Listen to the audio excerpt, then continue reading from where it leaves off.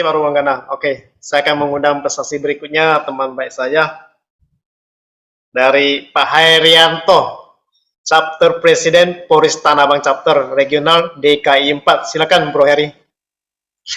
Oke, cek suaranya sudah oke? Oke, Bos. Oke. Ya, selamat malam pria-pria yang berbahagia, yang takut akan Tuhan. Perkenalkan, nama saya Herianto Susanto. Panggilannya Heri. Hai Heri. Hai Heri.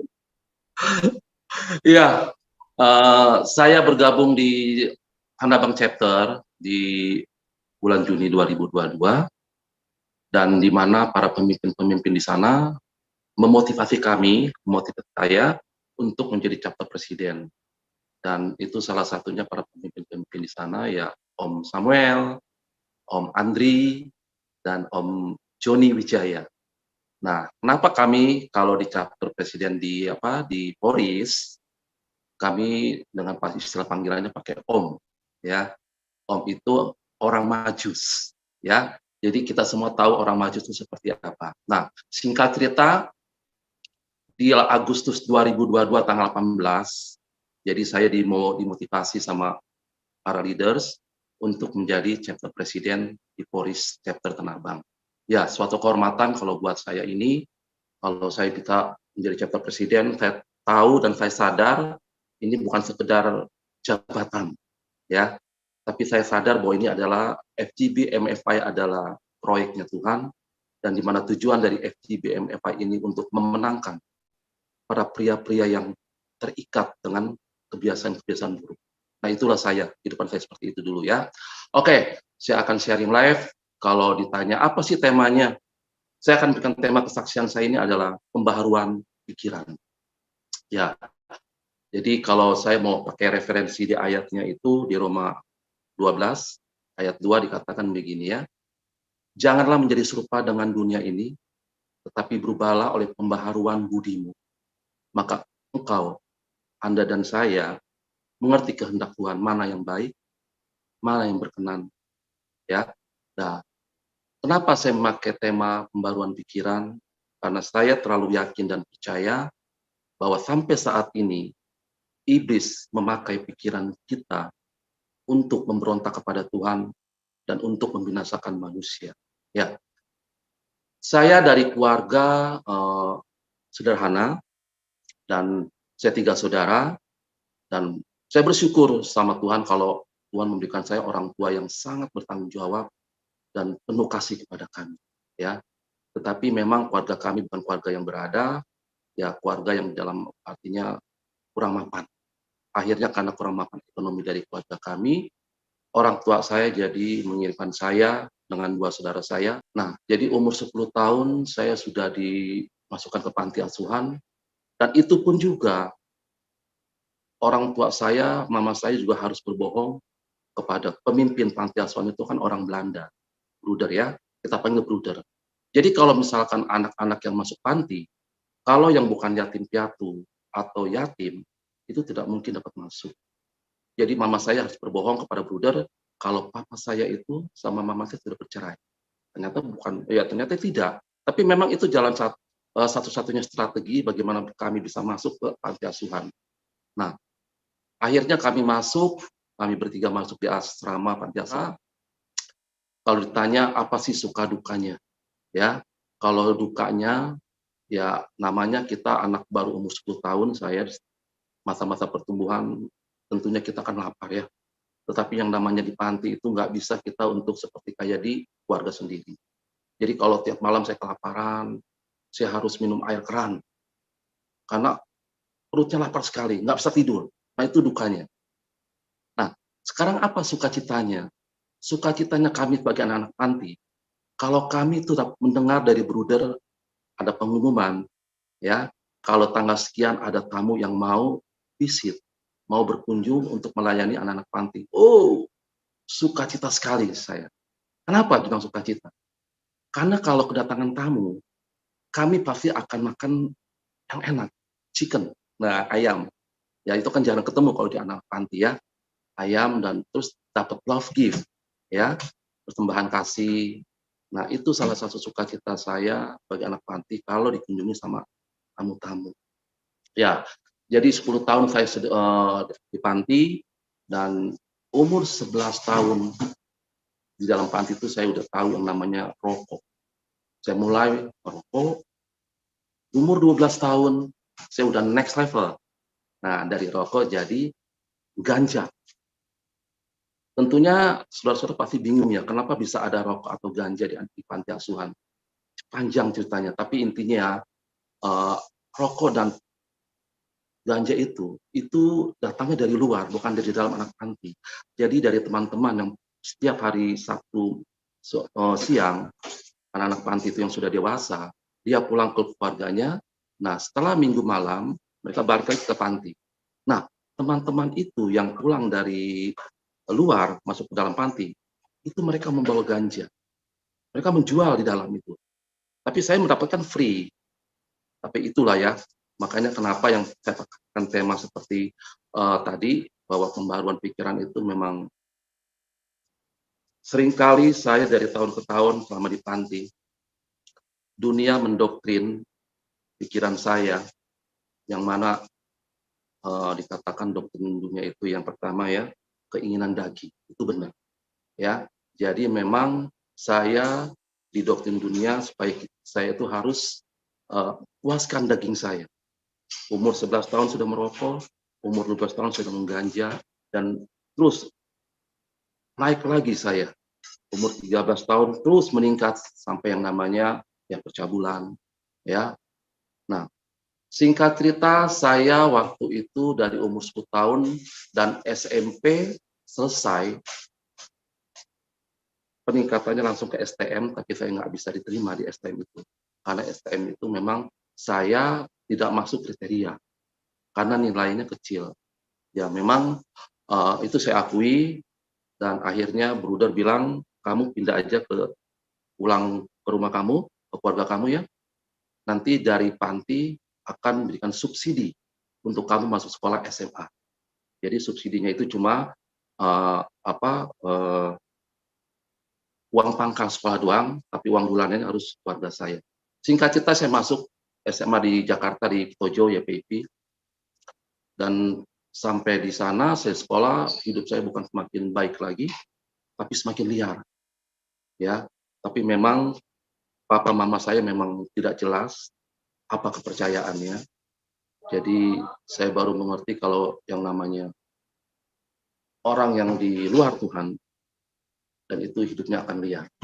Ya, saya mengalami dari tahun ke tahun itu, waktu saya SMA makin hancur hidup saya, dan saya mulai naik dari ganja, sekarang udah masuk ke pil.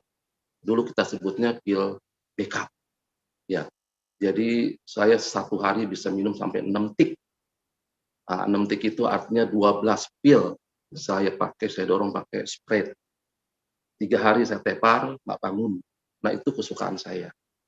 Nah, singkat cerita setelah saya lulus SMA, akhirnya saya bekerja, dan di tahun 92 karena memang keluarga kami miskin, dan saya ditawarkan ada satu pekerjaan oleh teman saya untuk ke Jepang. Nah, bekerja di Jepang dengan visa turis, tetapi sampai di sana kita jadi overstay. Ya, tujuan saya memang untuk mencari uang di Jepang. Akhirnya orang tua saya itu pun ada biayanya karena kan pakai agent ya. Jadi orang tua saya dia pakai uang rentenir dari orang Batak dengan bunganya 30% untuk biaya saya ke Jepang. Singkat cerita, saya sudah sampai ke Jepang, saya bekerja, dan wah, luar biasa. Gajinya lumayan besar sekali ya. Nah, di sini saya katakan, yang tadinya saya sudah didoktrin dengan keinginan daging, sampai di Jepang, keinginan mata ya, dan keangkuhan hidup. Maksudnya apa? Jadi waktu saya di Jepang, saya bekerja di Jepang, jadi saya mendapatkan suatu income yang besar sekali, yang belum pernah saya bisa bayangkan. Dari kecil pun nggak pernah mengalami uang banyak seperti itu ya, tahun 92 ya. Dan saya mulai membelanjakan semua income saya kepada hal-hal yang tidak berguna.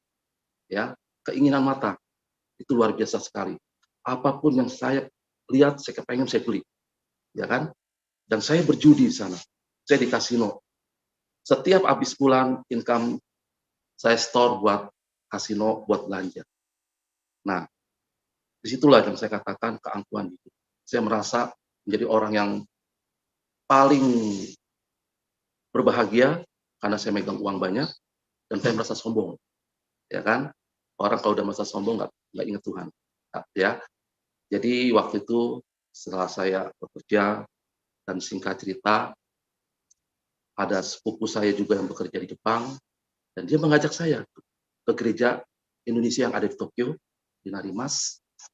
Dia bilang, "Heri, ayo ke gereja." Saya bilang sama dia, "Kalau di gereja apakah ada ceweknya?" "Oh ada," dia bilang. Karena saya tergiur ada janji-janji seperti itu, ya, saya ke sana ke gereja. Nah, pertama kali saya ke gereja, jujur saya melihat, wah cantik-cantik sekali ya cewek-ceweknya. Nah, tetapi pada waktu pas mulai ibadah, pujian penyembahan, memang betul di kitab Mazmur dikatakan ya, orang-orang berdosa tidak akan tahan berada di perkumpulan orang-orang benar. Itu saya. Saya pada waktu pas ikut memasuki ibadah memulai praise and worship, roh saya nggak tahan. Saya keluar dari gereja karena nggak tahan sekali, saya kabur. Nah, singkat cerita akhirnya pas itu di hari Minggu, di hari Rabunya, kenapa ya? Saya ada satu kerinduan yang besar untuk masuk lagi ke gereja yang sama. Padahal di Tokyo itu ada 3 gereja. Gereja Protestan, Katolik, sama gereja karismatik. Yang saya masuk itu gereja karismatik ya, GP Tokyo ya. Nah, akhirnya saya yang di minggu berikutnya saya datang ke gereja lagi ya. Nah, waktu datang ke gereja, singkat cerita, saya mulai mempertahankan hati saya untuk tetap sampai full, saya sampai ibadah selesai. Nah, setelah khotbah, pendetanya berkata begini, siapa yang mau didoakan, maju ke depan.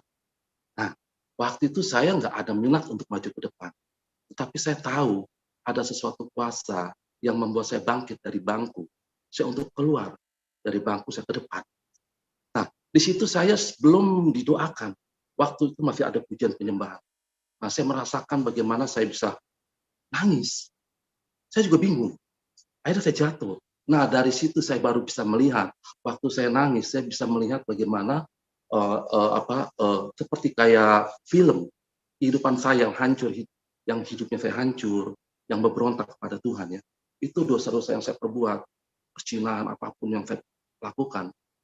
Itu semuanya ada seperti di film kayak di mata saya gitu. Nah, itu yang membuat hati saya hancur. Singkat cerita, akhirnya saya waktu pas selesai ibadah, saya dilayani oleh para mentor-mentor di situ, dan akhirnya saya mulai uh, ambil keputusan untuk terima Tuhan Yesus dan saya dibaptis ya. Akhirnya saya sudah dibaptis, saya lahir baru. Nah, berjalan dengan kekristenan saya baru. Yang baru ini sekitar 3 bulan, saya baru bingung ya. Kenapa saya menjadi orang Kristen kok tetap saya suka masih judi, suka merokok, suka yang namanya dugem, suka yang namanya berzina, ya kan? Pokoknya hal-hal yang perbuatan-perbuatan daging itu saya masih suka. Saya nggak habis pikir ya, apakah bedanya sama orang Kristen yang sudah menjadi Kristen atau yang sebelum jadi Kristen? Nah, dari situ saya mulai mencari Tuhan, bagaimana saya harus hidup ada satu perubahan. Nah, saya mulai mengalami Tuhan dan saya belajar firman-Nya. Salah satunya saya mendapat firman yang rema sampai saat ini, yang itu yang saya katakan di Roma 12 ayat 2. Janganlah menjadi serupa dengan dunia ini, tetapi berubahlah oleh pembaruan budimu. Maka kita akan tahu akan kehendak yang baik, yang berkenan dan yang sempurna. Ternyata benar, pikiran ini yang membuat saya itu tidak berubah, maka saya menjadi orang Kristen agamawi. Ya, apa tuh artinya ya orang Kristen agamawi? Orang Kristen agamawi artinya orang cuma lahir baru, KTP-nya Kristen, tetapi tidak mengalami perubahan dalam hidup. Ya, nah saya ingin dan saya mau keluar dari kekristenan saya yang agamawi ini. Nah, di situ saya mulai satu titik di mana saya mencari Tuhan, saya harus mencari Tuhan, dan saya mulai ambil satu keputusan, saya komitmen, saya ingin berubah dalam hidup saya. Nah, di situ dikatakan berubahlah oleh pembaharuan budi. Saya mulai belajar untuk berubah cara berpikir saya ke arah yang positif. Dan singkat cerita, satu persatu kebiasaan buruk saya, itu sudah lewat buat saya. Nah, jadi saya tanya lagi waktu saya doa sama Tuhan, Tuhan apa rencana Tuhan dalam hidup saya? Setelah saya sudah diubahkan, ternyata Tuhan ingatkan di bagaimana Tuhan punya rencana dalam hidup saya, ya kan, memenangkan para teman-teman saya yang terbelenggu, yang terikat dengan kebiasaan-kebiasaan buruk, ya. Akhirnya setelah saya sudah tahu rencana Tuhan dalam hidup saya minta Roh Kudus untuk memampukan saya datangi teman-teman saya yang hidupnya hancur, waktu itu di Jepang. Kita tahulah, mungkin teman-teman tahu yang namanya Shinjuku, itu kan zona merahnya di Jepang atau di Tokyo ya, itu tempat Sodom dan Gomoranya Tokyo. Jadi teman-teman saya memang semua berkomunitas di situ semua, saya pun dari sana asalnya. Dan singkat cerita saya ke sana, mereka bingung dengan perubahan hidup saya, dan mereka bilang saya, wah macam-macam hal-hal yang buruk mereka katakan kepada saya, munafiklah menjadi orang Kristen yang cemen, ya kan, nggak mau merokok lagi, nggak mau dugem lagi, nggak mau judi lagi. Tapi saya katakan pada mereka, saya bilang, saya berubah ini karena Tuhan Yesus. Saya melakukan bagian saya untuk mengatakan kebenaran kepada mereka. Walaupun mereka mencemooh saya, tapi saya tetap berdoa buat mereka. Singkat cerita, dari sekian banyak orang yang mencemooh saya, mereka dulu yang bertobat. Nah, jadi waktu saya berpikir, iya ya ternyata orang-orang yang mencemooh saya dulu yang bertobat dulu, Tuhan menjamah mereka. Bukan karena saya fasih dengan bahasa dengan pengertian Alkitab, saya nggak fasih, kurang fasih ya. Tetapi waktu saya memperkatakan kebenaran dan hidup saya diubahkan dan mereka, teman-teman saya melihat ada buah-buah pertobatan. Mereka ini semua jadi penasaran. Sampai dia telepon saya, Her, gereja lu di mana? Gue pengen datang ke sana. Nah ini salah satu di mana kuasa Tuhan menjamah mereka. Nah, singkat cerita akhirnya mereka terima Tuhan Yesus dan ini puji Tuhan, saya masih bersyukur bahwa hidup saya memberikan dampak. Yang dulu saya nggak berpikir kalau hidup saya itu memang memberikan suatu dampak yang positif buat orang lain. Ternyata hidup saya sangat berharga waktu saya diubah sama Tuhan. Singkat cerita 2005 saya pulang ke Indonesia ya.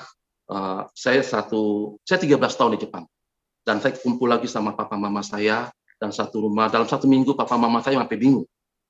Heri, kok lu jadi orang aneh katanya kan? Dia bilang, kenapa lu bisa berubah begini? Saya bilang, nah ini salah satunya momen yang tepat yang saya harus sharing kepada papa mama saya. Karena mereka bukan nggak kenal Tuhan ya, dan saya mau katakan papa saya ini memang banyak ilmu ya, dan dia memang orang benteng dan banyak ilmunya, makanya dia nggak percaya sama Tuhan. Saya bilang sama mereka, saya bilang kalau saya bisa berubah seperti ini, itu karena Tuhan Yesus. Akhirnya saya menceritakan siapa Yesus, bagaimana kuasa Tuhan bisa merubah hidup saya. Dan saya nggak mengajak mereka ke gereja, tapi pada minggu-minggu berikutnya, mereka sendiri yang punya kerinduan hati untuk mereka bilang, Heri ajak papa mama ke gereja. Ini salah satu sukacita saya. Karena 10 tahun saya berdoa di Jepang untuk keselamatan orang tua saya.